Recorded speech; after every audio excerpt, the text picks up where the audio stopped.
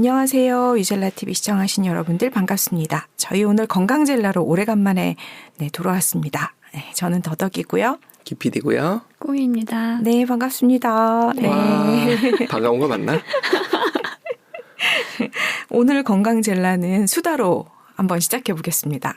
요즘 아이 키우느라 아이들 건강 되게 관심 많으실 것 같아가지고 그 이야기 중에 뭐 이슈가 될 만한 거 있으면 네. 그렇지 않아도 궁금해서 왔어요.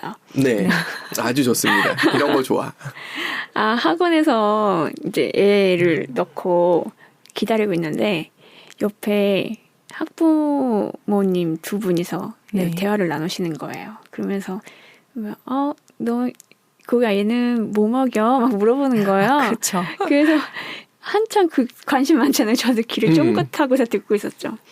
근데 뭐 비타민을 먹이는데요. 그러면서 그래 그러면 자기는 뭐 유산균이랑 뭐랑 이렇게 먹인다고 하시더라고요. 네. 근데 이제 그것까지 좋았어요. 근데 한 분이 이러는 거예요. 자기 유산균은 아무런 먹어도 티가 안 난다고. 뭐가 좋아지는지 모르겠어. 그래서 나는 유산균 안 먹여. 그렇게 얘기하시는 거예요. 네. 그리고 나머지 한 분은 유산균을 먹이다가 안 먹였더니 효과가 없네. 그래서 안 먹였더니 감기가 그날 기가 막히게 걸렸다는 거예요.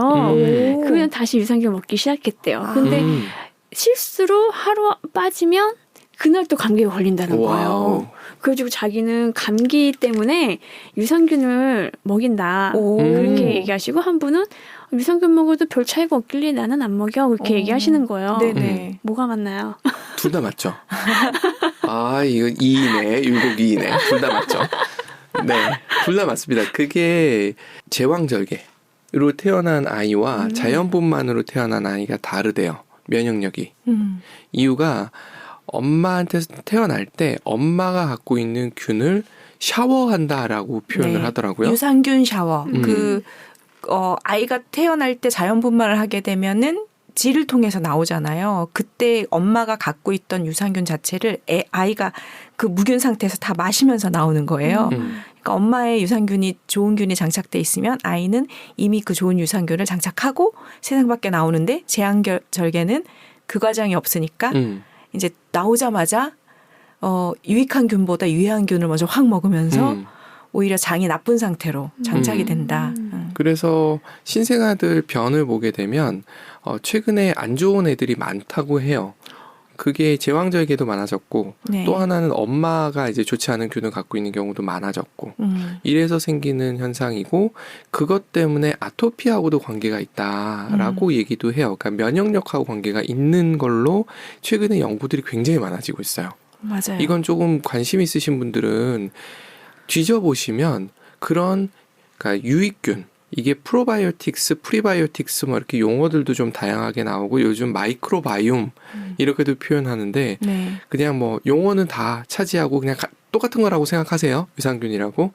그걸 내가 갖고 있느냐 아니냐에 따라서 면역력에 영향을 미친다라는 연구 결과들이 굉장히 많이 나와요. 네, 맞아요. 근데 이거는 그 면역에 대한 공부를 따로 해보면 좀 재밌는 게 면역이 어디서부터 출발할까 할 때 몸속에 우리는 백혈구 뭐 이런 것만 생각하잖아요. 근데 그 전에 해주는 역할이 방어막이 피부랑 장벽이거든요.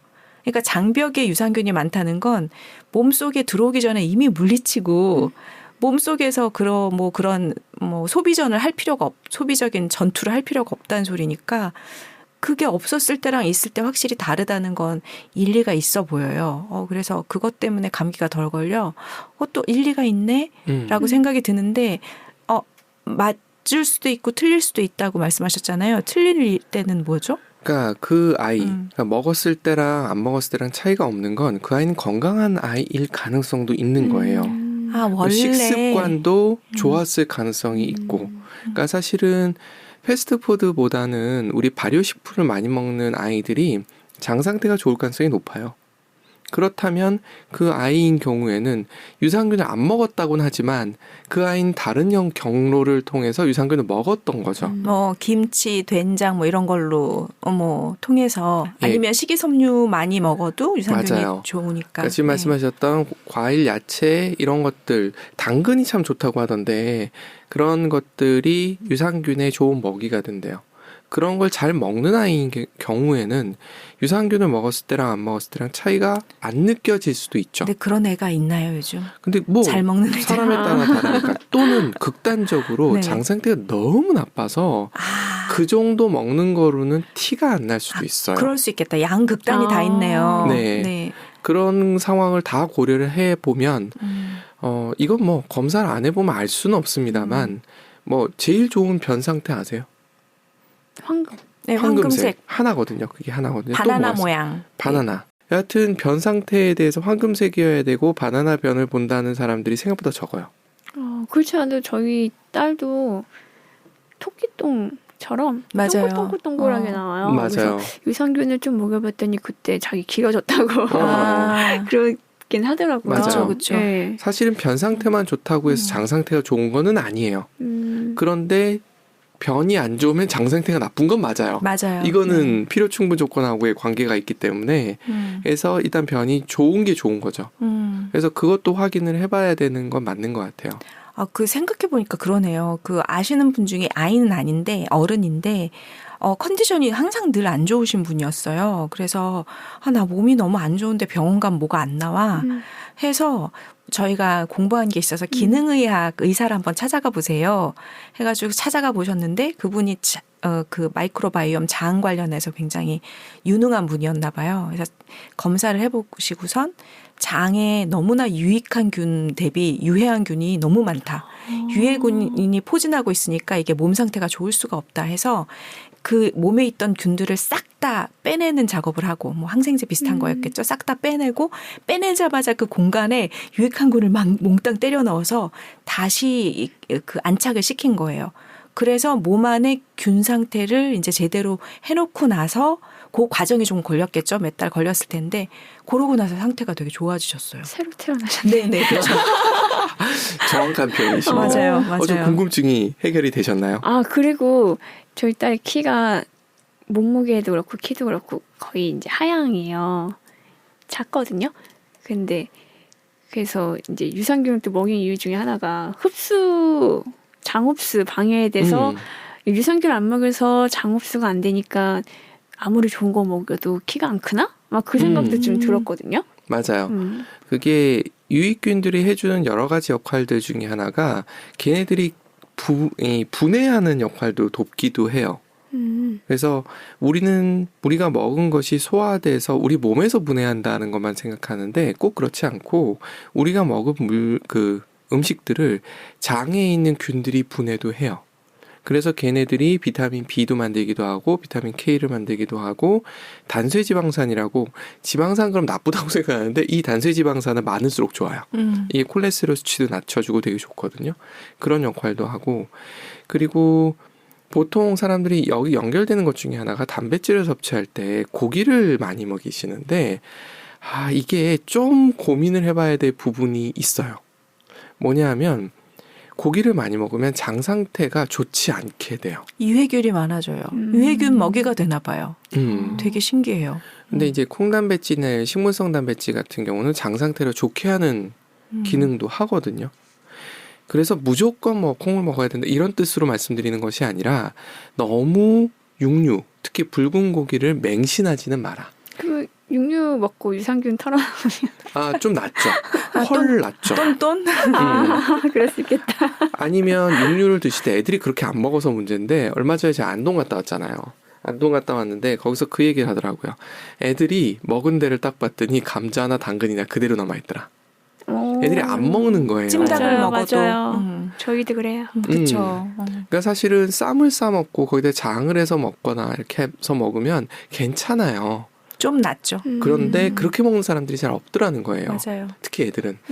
요즘은 진짜 반찬 해주기 너무 힘드니까 엄마들이 고기 구워주는 게 제일 편하고 아니면 햄이나 소세지잖아요. 그러다 보니까 진짜 아이들 장에는 취약한 좋은 것 거죠. 네네. 그래서 그래서 무조건 주먹밥으로. 맞아요.